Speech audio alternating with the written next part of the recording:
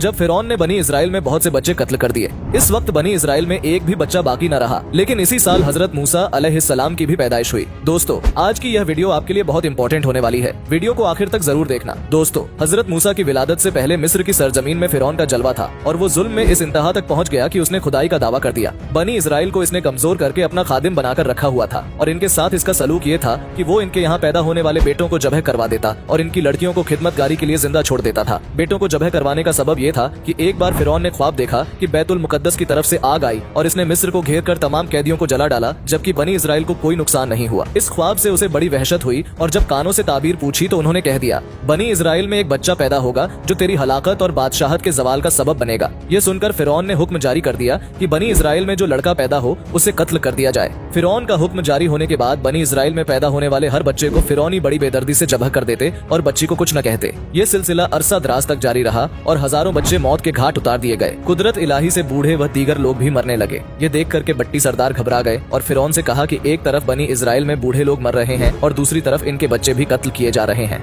अगर यही सूरत हाल रही तो हमें खिदमतगार कहाँ मिलेंगे। इस पर फिरौन ने हुक्म दिया कि एक साल बच्चे कत्ल किए जाएं और एक साल छोड़ दिए जाएं। चुनांचे जो साल छोड़ने का था इसमें हजरत हारून पैदा हुए और कत्ल के साल हजरत मूसा अलैहिस्सलाम पैदा हुए। हजरत मूसा अलैहिस्सलाम की वालिदा का नाम योहानिस था। इन्हें फरिश्ते के जरिए ये हुक्म हुआ कि मूसा को दूध पिलाओ और जब तुम्हें ये खौफ लायक हो कि फिरौन को पता चलेगा तो बेखौफ इसे मिस्र के दरिया नील में डाल देना और इसके डूब जाने का अंदेशा न करना और इसकी जुदाई का गम न करना। हम इसे तेरी तरफ लौट आएंगे और इसे रसूल बनाएंगे। चुनांचे आप हजरत मूसा को चंद रोज तक दूध पिलाती रहीं। आपके बहन के सिवा और किसी को आपकी विलादत की खबर न थी। लेकिन जब कुछ दिन बाद वालिदा को फिरौन की तरफ से अंदेशा हुआ तो उन्होंने एक संदूक बनाया और हजरत मूसा को इसमें रखकर संदूक बंद किया और इसको अच्छी तरह बंद करके दरियाई नील में बहा दिया। इस दरिया से एक बड़ी नहर निकलकर फिरौन के महल में गुजरती थी। फिरौन अपनी बीवी आसिया के साथ नहर के किनारे बैठा था। इसने नहर में संदूक आता देखकर गुलामों को इसे निकालने का हुक्म दिया। वह संदूक सामने लाया गया और जब इसे खोला गया तो इसमें एक नूरानी शक्ल का फर्जंद जिसकी पेशानी से वजाहत के आसार नमूदार थे। इसे देखते ही फिरौन के दिल में इस बच्चे की मोहब्बत पैदा हुई।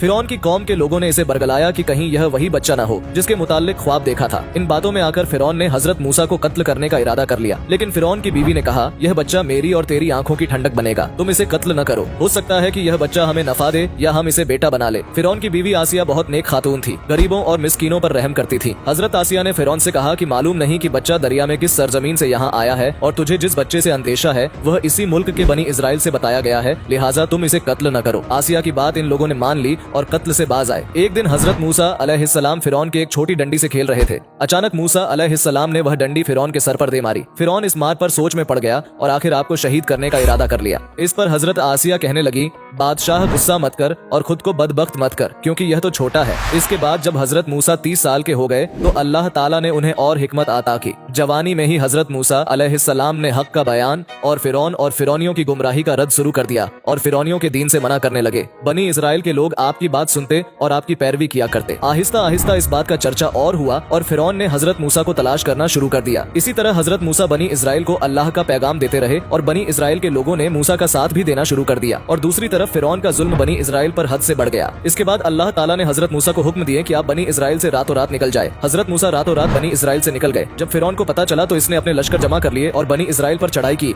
जब हजरत मूसा दरिया के किनारे पहुंचे तो अल्लाह ताला ने हजरत मूसा को हुक्म दिया कि अपना असा दरिया पर मारो। चुनांचे हजरत मूसा ने दरिया पर असा मारा और दरिया में 12 रास्ते बन गए जिन पर चलकर हजरत मूसा और बनी इजराइल के लोग दरिया से पार हो गए। यूं अल्लाह ताला ने हजरत मूसा और बनी इजराइल को दरिया से सलामती से निकाल दिया। दूसरी तरफ फिरौन और इसके लश्कर के साथियों हुआ कि अल्लाह ताला उन्हें बनी इजराइल के करीब ले आया, यहाँ तक कि वह इन रास्तों पर चल पड़े जो कुदरती इलाही से दरिया में बनी इजराइल के लिए बने थे। जब बनी इजराइल के तमाम लोग रास्तों से गुजरकर दरिया से बाहर निकल गए और तमाम फिरौन दरिया के अंदर आ गए तो अल्लाह के हुक्म से दरिया मिलकर पहले की तरह हो गया। यूं फिरौन अपनी कौम के साथ डूब गए।